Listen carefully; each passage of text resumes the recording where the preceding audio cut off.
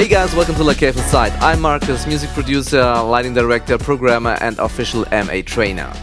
So this is MA Quick Tips. Today this is going to be a really quick one. The thing is, you have created some presets and you want to stay them as global, but there are some selective values inside. How can you really quickly erase these selective values? So let's go to the command line and say clean up preset, in our case 4.102 through 108, now /selective. And that means it will only remove the selective values from preset 4.102 to preset 4.108. Let's hit please and say yes, remove. And now you can see only the selective values are gone and the globals are still there. Thanks for watching. See you next time. Bye bye.